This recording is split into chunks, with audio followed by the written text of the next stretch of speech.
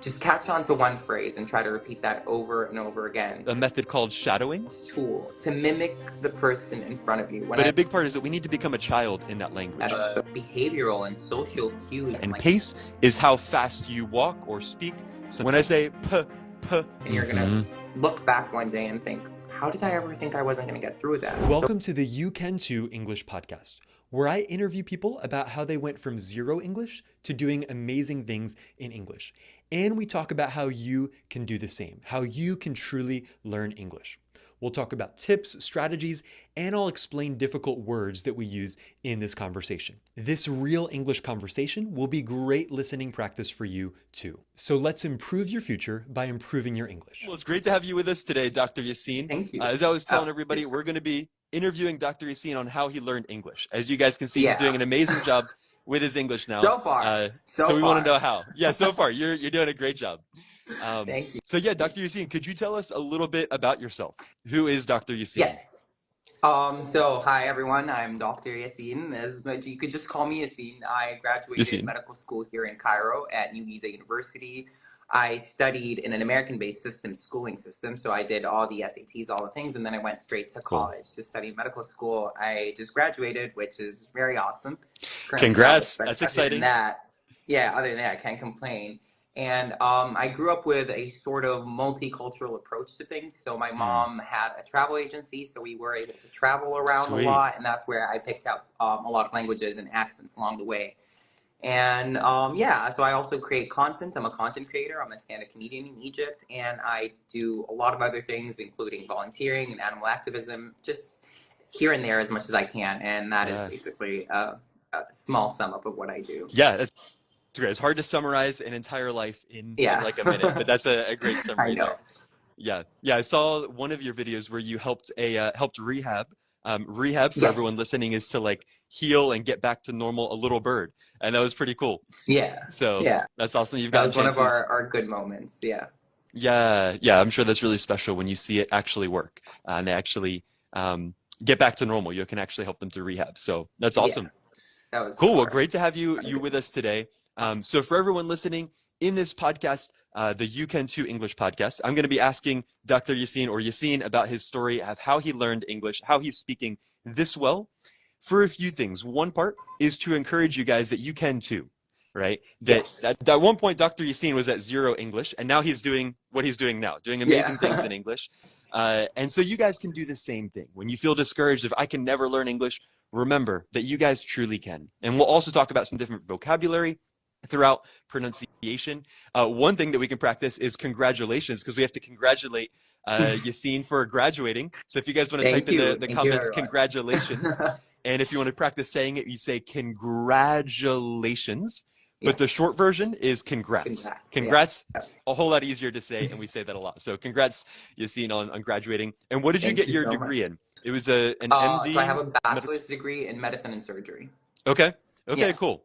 Awesome. Sweet, that's really special. So are you going in that direction of wanting to do surgery, or are you already doing some of that? I'm not really sure. So the possibilities are endless. You can either go into like a form of internal medicine, and for everyone, that's just basically the kind of doctor that you go to in an office. Or you can go into like the surgical pathway. I still have some time to decide what I want to do. So it's endless. I love both equally as much. So I just have to see where my heart leans to. Or where my heart leans towards at the end when they tell us, hey guys, it's time for you guys to decide your specialties. So I'm still a little bit on the edge of where I want to go, but either option would be fine for me. Cool. That's great that you don't have to decide right now. You get some time to decide. So trying to catch a break. Cool. Well, Dr. Yassin, I want to hear, what are some ways that you are using English in your everyday life, or like on social media, things like that? What are some ways that you've been able to use English to do great things? I use English almost every day. Like I even think right now in English. A lot of my thought process goes on in English.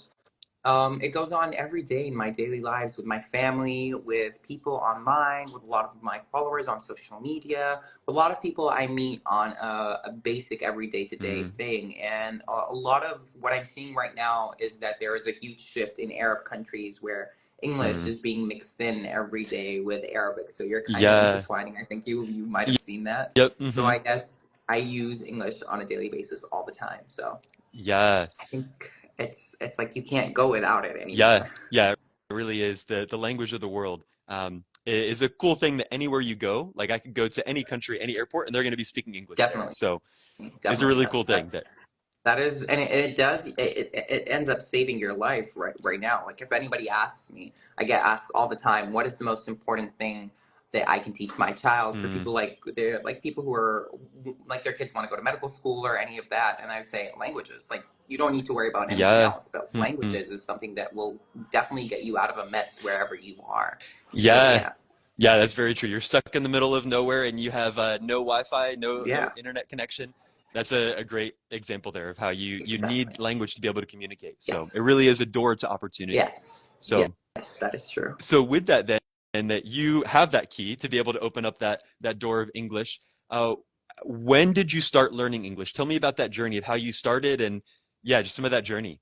I think at a very, very young age, as far as I can remember, I would have, I've been learning English maybe as early as 3 or 2 years old. Okay. My mom would speak it in English in the household. She's not fluent or anything, but she would definitely speak in English all the time. I was exposed to a lot of, I think the key was the American television I watched all the time. Yeah. So a lot of people ask me what would be a good tip or a key is always, always, always watch shows in English or try to get a dubbed version in English without having to revert to subtitles all the time. I think this is where you get to pick up not just the words that are coming out, but the behavioral and social cues and like the social features with each word or with each sentence. And you can start to make up what you need. So I think a huge part of my early on exposure was due to movies, films, stories, listening to music, even early on education in the schooling system. But essentially, I would definitely say it would come back to integrating myself into that, so like American standard through American Western or like media or media basis. Yeah. So that is what I think is most essential. That's a fantastic answer. Yeah, I think that is so big, especially what you talked about with being able to imitate what you see in the TV shows or movies or things like that, because that is how we learn as our first language and second languages as well, is that we have our parents and we can imitate our parents. Exactly. That's why we a lot of times speak similarly to how our parents speak. Our parents. Yeah, exactly. That and is so true. when you're learning a second language, maybe your parents aren't fluent in this language, but you have TV, right? You can watch there and you can say, Brad Pitt, he's my parent, right? Or whoever it is, Dwayne The Rock, like he's going to be my parent. I want to be like him. And that is definitely so true. I think for like, for me, I would relate to someone trying to learn English because I learned German and French growing up through a schooling system, and that was a little bit difficult, but languages apply to all the same. I think what got me through was definitely watching German television. I went back to the basics and watching French television and trying to get accustomed to that particular culture's way of language, which involves words, involves social expressions, involves body movements. I think this is essentially like a huge key to how you can learn a language. And that is important for everyone to realize. Yeah, that's a good point. Even just like the hand gestures and stuff that we use, right? Yes. Like when I was in Saudi, it took me a while where somebody going like this was kind of like, wait, like in the US, it's kind of more like we think of Italians saying this is like, oh, very good food, right? And so it took some time to adjust to that of like, oh, okay, this hand gesture means something different. And so that's really, really important. And you used a good word when you were talking about watching movies. You said that they are dubbed in English. For everyone watching, to be dubbed in English means the original's in another language like Japanese or Arabic, but what you hear is in English. So it's dubbed in English. You get to hear it in English, even though the original language is something else. So not just subtitles, but you actually hear it in that language. So definitely. Yeah, while you were doing that with watching videos or watching movies and TV shows, what are some of the TV shows and movies that you found to be most helpful for there I see somebody else wrote that in the comments. I see that too. I love that hand gesture. Love the emoji. I see that too. So a lot of the times what I see people trying to do when they're learning languages is they rush to dramas and soap operas or basically like everyday TV that they would watch in their own language. And I think go back to cartoons. Go back to the very basics, very easy levels. Very simple jokes, very simple language involved in watching cartoons. And if you're trying to build your basics, any form of cartoon that you would watch as a child, I can assure you, you would find that in any other language on the face of the planet available. If you try to do that, I think that would be very, very easy. So I think a lot of people here are in the ages of like their 20s, 30s, all the way up to the 40s.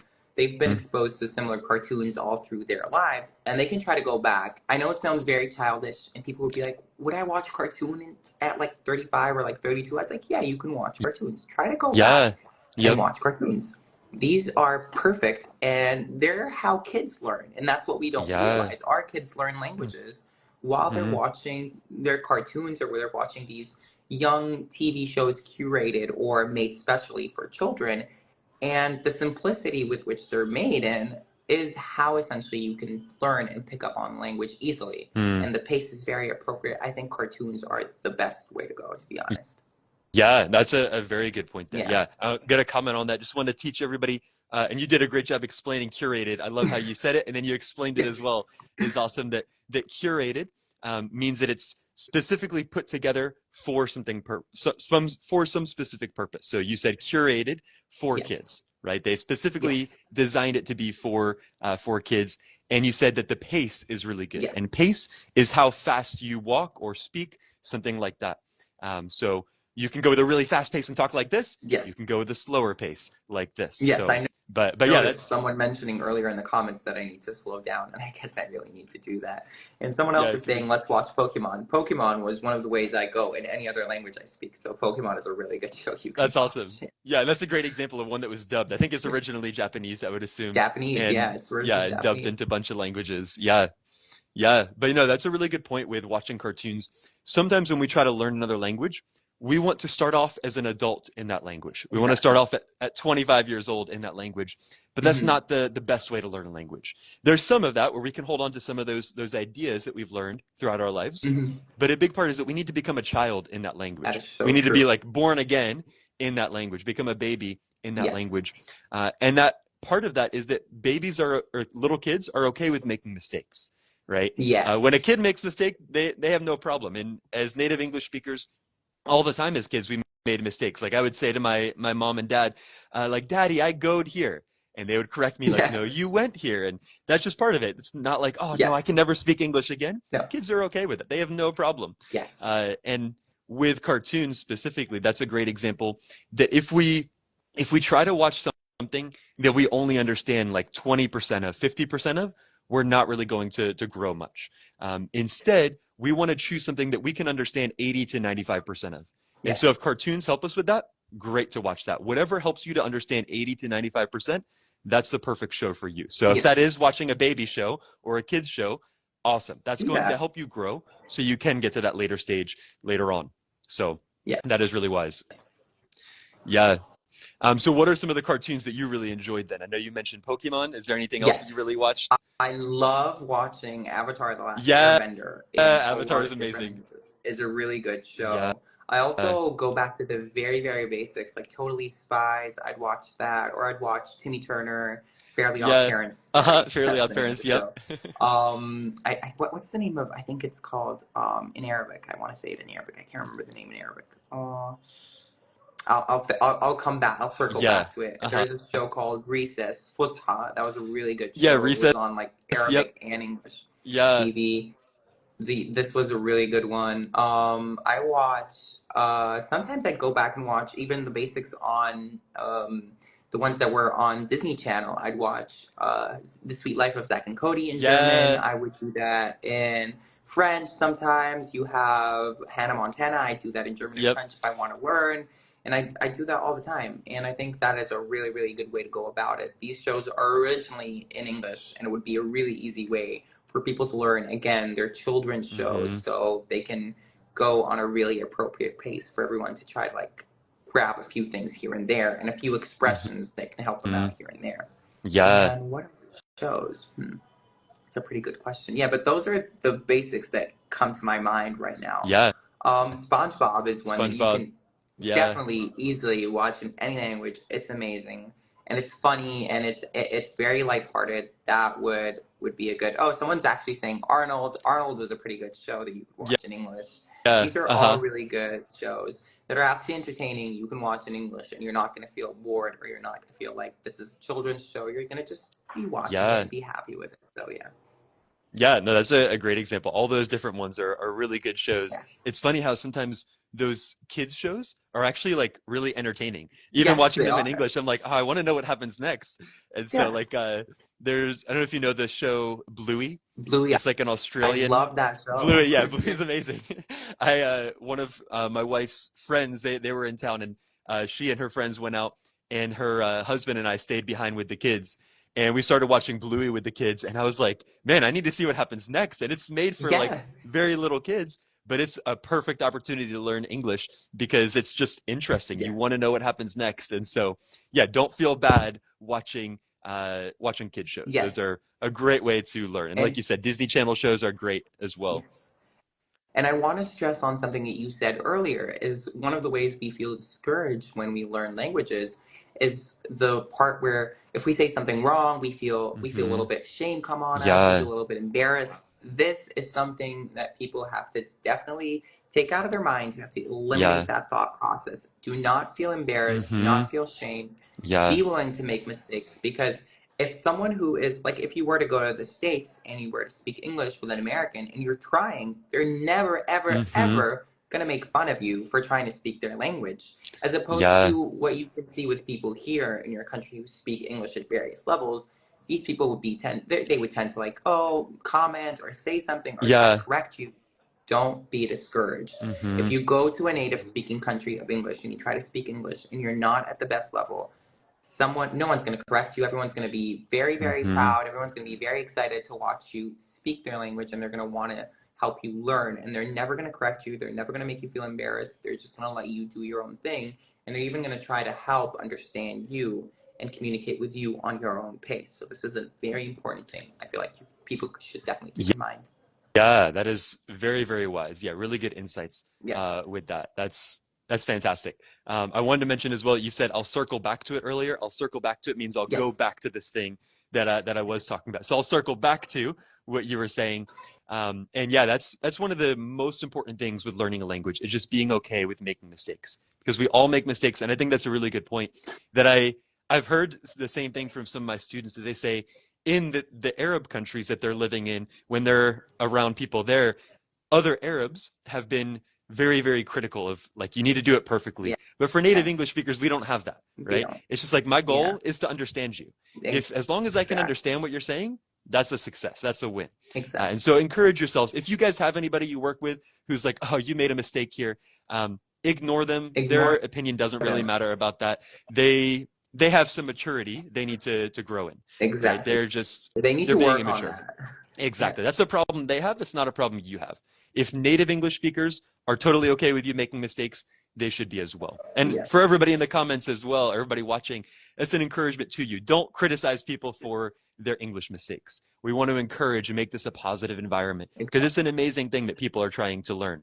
So with that, do you have an example of a time that you made a mistake in English that was maybe kind of embarrassing or something like that, that now you can look back at it and laugh about?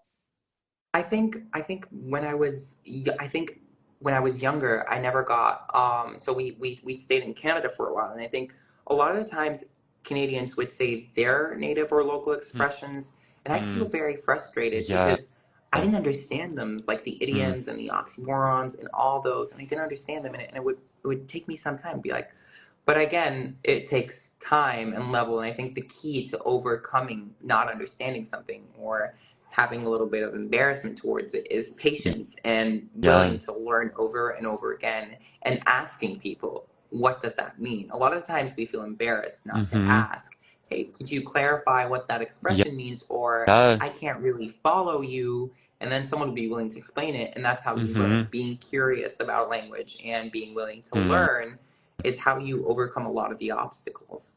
And I don't think, in eliminating that aspect of embarrassment, again, I have to stress on that point where you feel, oh my God, I can't speak that language again. No, you have to take that out of your mind. And that has happened specifically with me trying to learn German recently and traveling to Germany. And I get a lot of the phrases wrong or a lot of grammatical errors people, if someone were to correct me, I'd learn from that. Be willing to learn essentially from your mistakes, and be willing to let your mistakes guide you instead of push you back. So I think that's important. Yeah, that's good. That's like a quote we need to put on X now, or Twitter, right? So that's great. Yeah, let your mistakes guide you. That's huge. The only way to get to here is by going through mistakes, right? If we don't make mistakes, we'll never get to this level up here. In our classes, I have like a whole diagram, like little image that I show for that. We need to go up these steps. It's part of the steps, or some of the steps are making mistakes. If we don't do that, we're never going to get any better. And I like as well what you said of just asking people. If you don't understand something that they said, you can ask. People want you to understand them. If they're speaking with you, they want you to understand.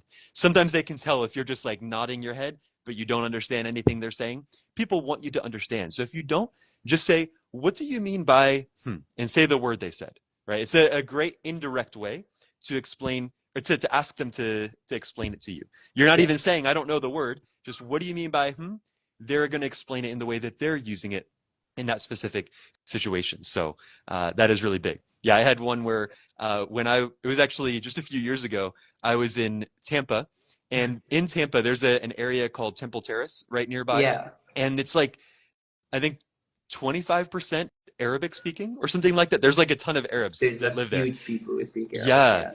So we loved going there. We were like, this is amazing. We can try the Arabic food, all that stuff, and we could go and talk with people. And so we loved it. And so one time I went into this Arabic store, or Middle Eastern store. And when I went in, I was trying to talk with the guy there. And I said, like, wish ismak? And he said, lay. And I, in my mind at that moment, I was thinking like, oh, Lay, that's a cool name. And so it's like, oh, Lay, nice, like, Forza Saida, Lay. And I kept going with that. And it wasn't until like I got in the car and I like closed the door. I was like, wait, Lay means leish. That means limada. Like, he was saying, why do you want to know my name? And so it was one of those where he probably thought like, what is this guy doing? But I'm able to laugh at it, right? It's okay. That's part of how we learn. If we don't make those mistakes, we'll never get any better. And now I'll never forget. If anybody ever says lay, I'm going to remember forever that he means why, right? Yeah. So definitely. Yeah. That's a pretty good example. Yeah. Yeah.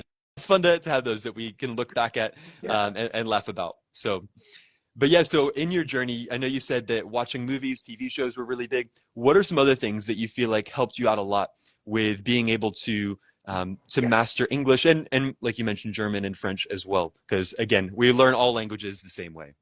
Yes. So I think that would be, this is not feasible or everyone doesn't have access to it. But if you do, I think it's a key aspect to learning a language is traveling to the country, the native speaking language of that country. So if you want to learn English in an American accent, I think spending some time in the US is a good idea. Or if you want to learn English in the UK, spending some time in the UK is a good idea.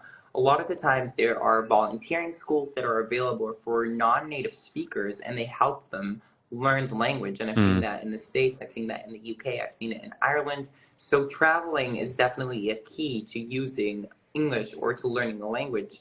Not particularly the native speaking country, or not particularly the States or the UK, but traveling in general allows you to use English, because again, we are all aware that it is the international language of the world. So it allows you to use English. It forces you to do it. So it is your only option at that point. I think traveling and exposure as many days as possible or as little days as possible is really, really good to practicing your English. Just seeing signs in the airports in different languages, seeing all those, just having English being something that is comfortable, that your eye can see all the time. That is a good way to learn. Or just having to listen to other people and listen to different people. That is a good way to learn, definitely. So traveling is a huge part of it. Yeah, no, that is a great point. If you can travel and just be around it where you need it, right? It's kind of like we say, I don't know if you guys use this example in Arabic as well, but in English we say, like, kind of you throw the baby in the water and the baby will sink or swim. It's sink or swim. Hopefully. That when you throw the baby in there, they learn to, hopefully they learn to hopefully swim. They swim. Otherwise you jump in there and you save them. But that idea of like in the old days, they would just throw a baby in the pool and the baby like naturally would learn to swim. They would panic, but they would figure it out. Versus if you go slowly, they may not. Now, people say that's probably not the best way to teach your baby to swim, but the idea there that when you're just thrown into it and you have no choice, right? Yes. Nobody speaks with you. In Arabic, you have to do it. And so that's a great way. Whatever you can do to force yourself to need the language. And you can even do that in some of your home countries. Like for those of you in like the Emirates, in Egypt, Morocco, like a lot of different places, there are a lot of native English speakers there, and a lot of non-native English speakers you can speak with as well, right? It's not just native English speakers. You can go and talk with somebody from the Philippines, from India, a bunch of different places who speak English as well, some of them as their native language. And that's a great opportunity to just put yourself in this group where you need to speak with them. So, and with that, when you're traveling, and real quickly, I saw somebody asked about the P and the B sound. They said that's the most difficult thing to say. I guess first I'll ask you, was there anything that was particularly helpful for you with pronouncing those, or was it just you picked it up from such a young age, your tongue just learned? I that one, I really wish I had some advice. That's okay. I picked that one up from I don't stop at that one. Yeah, I that's really wish totally I had some great advice. But I genuinely, to go to the beginning, if I were to learn another language and there would be like 2 letters I'd be confused in, drop everything that they taught you in school about this particular 2 words, the B and the P, and try to learn them again from scratch over and over and over. And try to find words that have the double letters in them so you know when to stress on. Like the word apple, for example, has 2 P's. Word bubble, it has 2 B's. So you can stress on the different phonetical sounds or how the words sound like, and you can familiarize or make them a go-to sound more often. But definitely, I think you should try to forget and relearn. It's like the B and the P is a process for a lot of people. Forgetting and relearning is essentially the most important thing. And one key I think is have the letters in front of you. Like have the B with the 2 circles in front of you and have the P with the 1 circle in front of you. And even in lowercase letters, have the P, it's the one that has like the umbrella on top or the circle on top, and the B is the one that has the umbrella on the bottom or the circle on the bottom, because we do have a lot of letters in Arabic that are pronounced differently, just like the B and the P. You just need to stress out on them. So, or if it helps, you can find the equivalent in Arabic for that. So for the P, it would be harf al-ba with 3 dots on it, and that could help you pronounce it better. And you can write that word constantly with just harf al-ba with the 3 dots on them to just understand that this sounds phonetically different. So this is a really active process that they have to go through over and over and over again. And essentially, it's just going to stick. Yeah, that is good. Just practice, right? Practice makes perfect, we say. So, And one other note that can be helpful for everybody with the P specifically is if you take you guys may have seen this before, if you take a tissue, when I say b, the B sound, it moves a little bit. When I say p, it moves a lot more. That's a really great trick, actually. So the P, they're both the same position for our lips. The only difference for everyone listening is that the P, I shoot out more air, versus the B, I use my voice more. Okay, so P is silent. For example, pear. I don't turn on my voice until I get to the air part. For bear, I start it from the very beginning.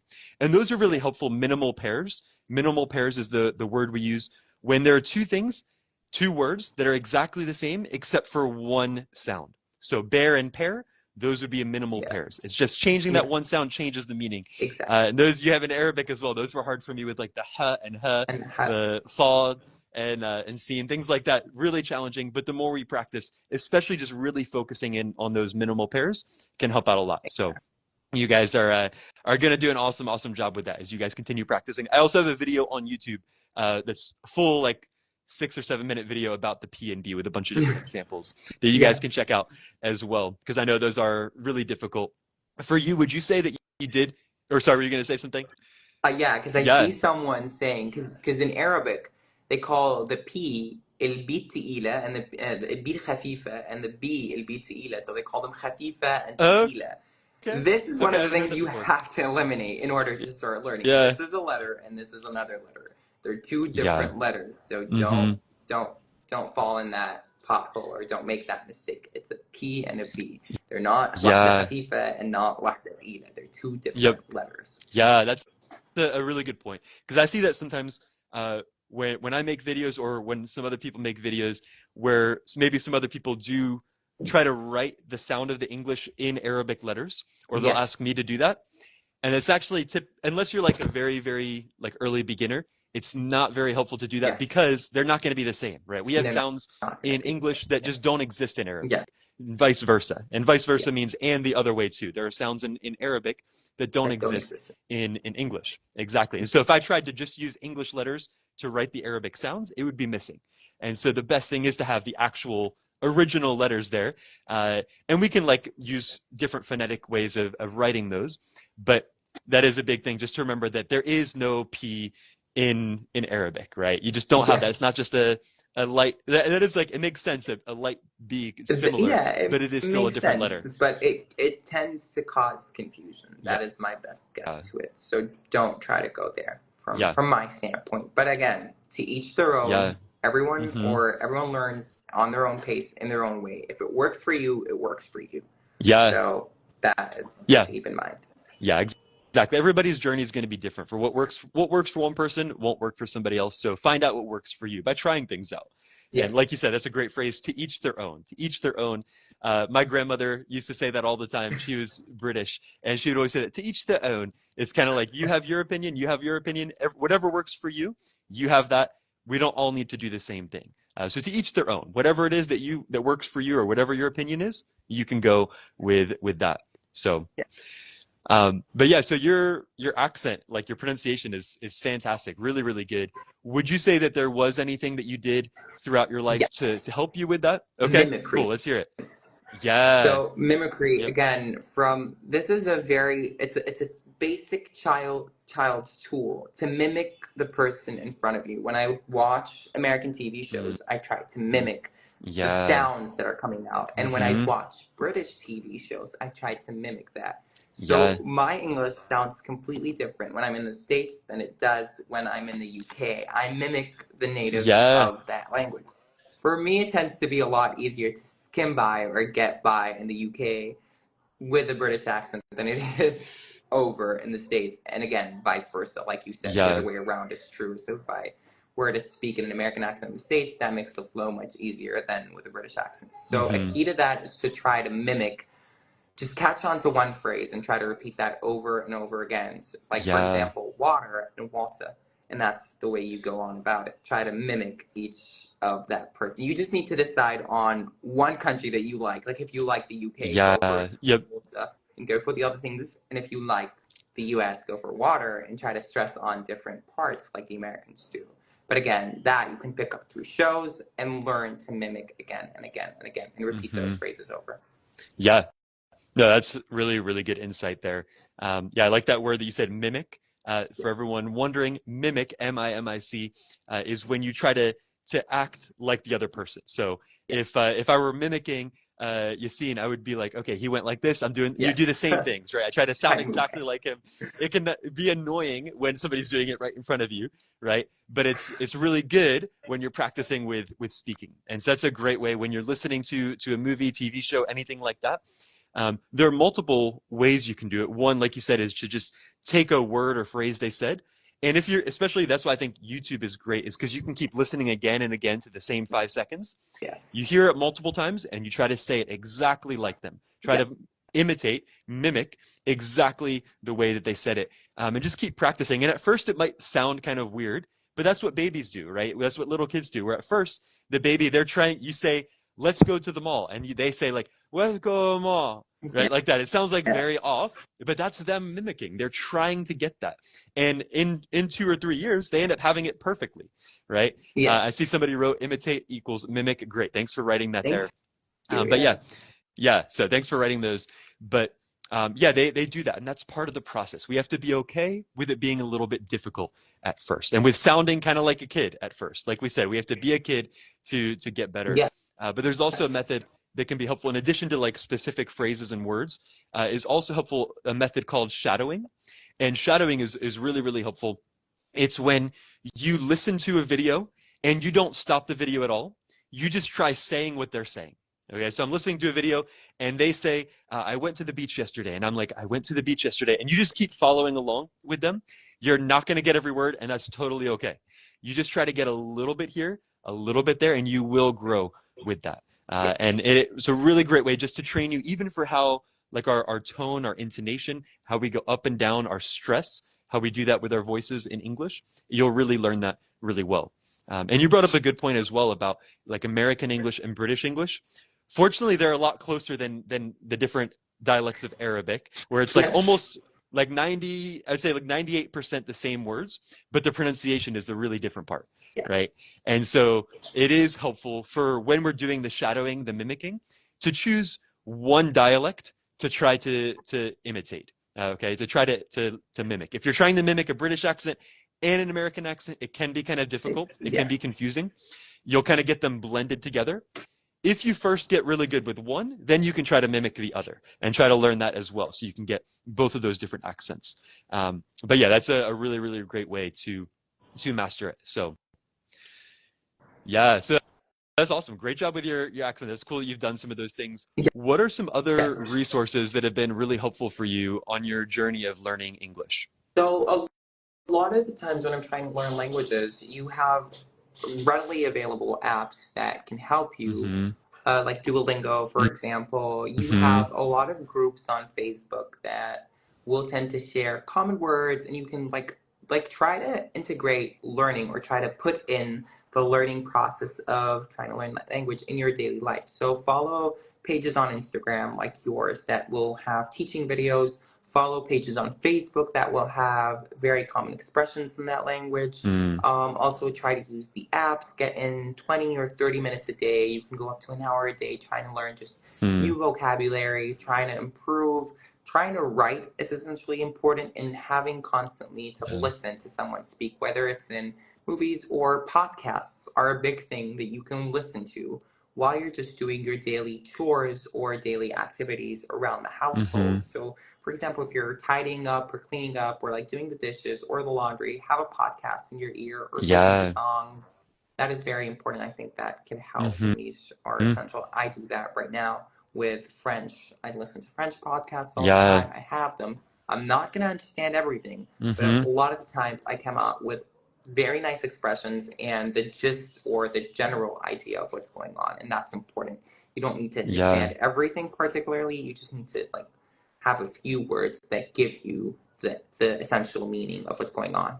Yeah, that's really good. And especially like we talked about before, if you can find something that's you understand 80 to 95% of, that's going to be the perfect thing for you, that you just passively learn while doing things. Because like you said, we want to immerse ourselves in the language. To immerse is like you fully put yourself in. Like if I immerse something in water, it's fully in the water. We want to immerse ourselves in English or whatever language we're learning, where it's just all around us. And one thing, like you said, we could go to another country to do that. But like you mentioned, we can also do that in any country, right? In our home. We could never leave our house and we could learn English perfectly because there are so many resources available where you can just listen throughout the day while you're doing things. That's one of the things in our program, Fluency Master, we have something English for busy people. And that's the idea. Some people are too busy to sit down and focus. But with these videos, you can listen to them while doing other things. And we take you step by step through all of that. The more you can do just listening while doing things, you're killing two birds with one stone. In English, we say kill two birds with one stone, not just hit them. So a little more violent in English is interesting. That's true. I never noticed that before. Actually. Yeah. When I saw that, I was like, that's a lot nicer. Just say you just hit them. But you're saving the birds after you hit them, right? Yeah. So I definitely do that. Yeah. What would you say are is one of your favorite idioms or words or anything like that in English that you just really enjoy saying, or you think like, wow, I love how this phrase is, anything like that? Ooh. I don't know if it qualifies as an idiom, but when we're in like a mess or like a sticky situation, it's a quote from Shakespeare. It's the first line of Macbeth, witches be trippin'. I'm like, witches be trippin'. Something fishy is going on, or something fishy is going on. Something fishy is going on. Something fishy is going on. So I use that all the time. Different forms of expression. So, but that I just look at my friends and be like, witches be tripping. So there's something fishy going on. That's I really like. That's great. I love that when people just like have. There you go. That's great. I love that when people have those quotes from Shakespeare, from movies, things like that. They just keep repeating. Yeah. Those are always great. Have you found anything that there's like a phrase or word in English that you're like, oh, we just don't really have a word for this in Arabic? Like, for example, the opposite way is when I just had this the other day that one of my students was coughing, and I'm like, I want to say something to you, like I want to say saha, but we don't have anything in English for that. Instead, it's just like, are you okay, or things like that. I'm like, we don't have a word in English for when somebody's coughing, just when they sneeze. And so I'm like, we need to invent something. But that's a great thing where then you can pull from the other language of like in Arabic. That's great. Are there any examples going the other way you can think of? A lot of slang terms, and slang is just like shortcut words, or I could never find the equivalent in like for them in Arabic. Like a lot of the slang terms on a daily basis, I'm like, how can I explain this word? Like when someone's saying something and you just say period, and like you can't say you can't say that, or you can't say you can't say that. It's like a lot of the times it just makes sense in English, but it would never make sense in Arabic. So the slang terms are the big ones that actually will distinguish you or set you out to be different from any other person who's trying to learn English. They can be a little bit tricky to learn, but they're definitely a good way to stand out. That's what I think. Slang terms are really, really good for people to try to learn. It makes them sound more familiar to the natives. But again, it is a bit tricky, so go at your own pace. Yeah. It's not the first thing, but once you get that like foundation, then they're great to do. And that's what you get naturally through watching real English, right? Through watching real movies, real TV shows, real YouTube videos. That's where you're going to get those natural things. I saw somebody said easy peasy. That's a great one as well. Easy peasy it means very easy. Another way of saying that. So another question. So I know that you talked about how much you love animals. This is a second conditional question, which I'll explain after I say the question. I'll explain it to everybody. If you could either speak every single human language, or you could speak to every single animal, which one would you choose and why? While you're thinking about that, this is the second conditional question. So second conditional is an imaginary question where I say, if you had $1 million, I use the past tense to show it's imaginary. What would you do? So Yasin will answer with, I would choose this because I could, or I would do this. So, so what would you say? Which one would you choose? If I would be able to speak one or the other, I guess I'd have to go, even though animals are the love of my life, but I would have to go with speaking every other language there is on the planet. Like that is such a powerful tool. So I guess that would get me around. That would get me a job anywhere in the world. To be honest, I could just fly out anywhere in the world without having to worry. So definitely any other human language, I'd pick that. That would be amazing. Just any country you go to, like a small little tribe, and you just start speaking their language, they would be blown away. They'd be very amazed by that. And if they toss in like the accents as well with it, I'm sold. Like that would be amazing. That would be incredible. Yeah, that would be amazing. So I can imagine putting that on your CV or your resume of just like all the languages you speak, and it's just like impressive. 7 pages. Like, what is there? There's like 75 or like 70 languages. There's a big number of it. So I think if you include like tribal languages, I don't know if there's over 10,000. Maybe, including like very like small, so like over 10,000, something like that. There's a ton of languages, so that would be amazing. You'd have a very, very long CV. Yeah, that would be. Or just write every language. That would be amazing. Just think about it. Yeah. I think so. Yeah, and as you guys noticed in that conversation, as we continue to talk about it, we continue saying, that would be amazing. Wow, that would be a very long CV. Would, because we're imagining. When we're talking about real life, we say will, but here we're imagining, so would, or could, or should as well. So, cool. Well, any other like kind of closing advice, insights, anything like that you would give to people? A lot of people watching, mostly native Arabic speakers who are trying to learn English, and some people feel like it's impossible, like I can never do this. What advice would you give to everybody watching?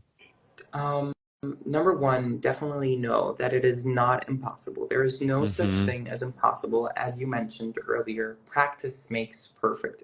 If you put in the work, if you put in the effort, you're going to get there. Such as anything else you are trying to learn in life, riding a bike, driving, going to college, taking classes, you were never an expert at anything to begin with. You learn, and that is essentially, or that is the most important thing about being humans, is our willingness to learn. Don't be discouraged. Go back and back again.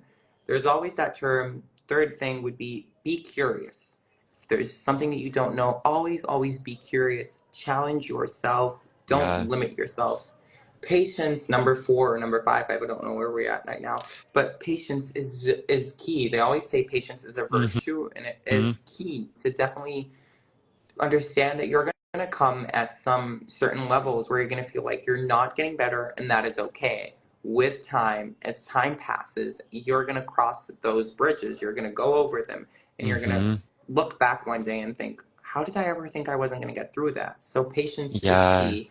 Repetition, practice, trying to immerse, as we said, put yourself in whatever situation a native speaker would be in, whether through movies, through songs, through TV, through everything you possibly could, through your friends.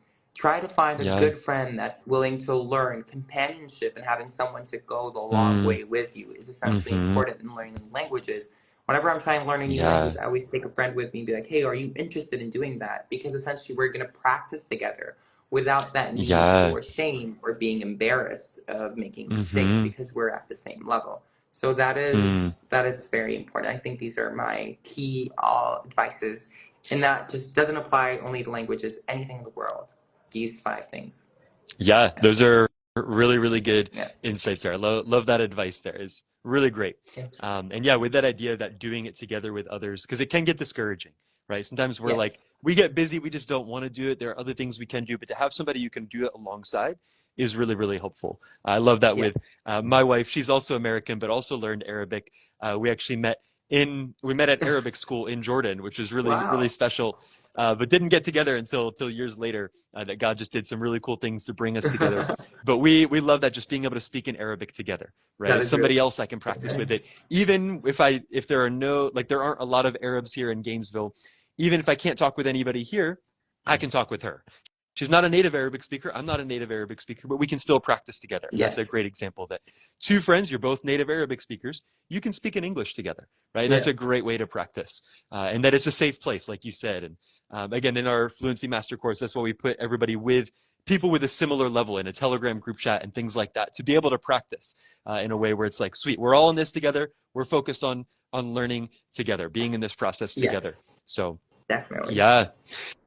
That's awesome. Sweet. Well, thank you so much for joining today. Thank you for lots of great wisdom and insights. It was a pleasure. Yeah, we're amazed by your English. And again, as just encouragement to everybody watching, he was once at 0 English. Now he's speaking this well, right? He's like, I saw somebody in the comments said that your accent is better than their professor's accent, which is an awesome Thank you. That's very kind.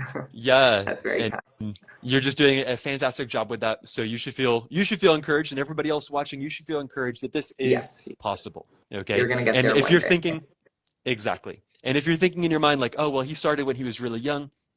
When we start younger, it can help with accent. Like it can help us to pick up the accent more. But at any age, we can learn all the vocabulary and the grammar. We can learn it just as well later on. And we can learn really good accent as well. Yeah, I'm sorry to cut you. If I may add, I'm learning German and French at a later age, and I'm doing it, and I reached a very good conversational level in both languages. I have certificate in both languages. Early age is not a determining factor. It is important, but I chose to learn both these languages later in my life, and I still got on pretty fine. And also with the accents through practice, repetition, and patience. So don't be discouraged. I learned 2 different languages completely from scratch, starting at the age of 15 and then again at the age of 20, and I still got there. So you can definitely get there if you want to.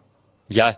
As long as you're alive, you can still learn the language. Yes. So some people are like, if I'm 80 years old, can I still learn? Yes, you can. As long as you're alive, as long as your brain's still working, God's created our brains to be able to pick up languages. It's just really amazing. So you can improve your English. And one of the best ways to do that is with Fluency Master. You'll get live classes on Zoom with me and other Americans, all of our courses for all levels from beginner to advanced, unlimited speaking practice and grammar correction with our AI speaking partner, and so much more.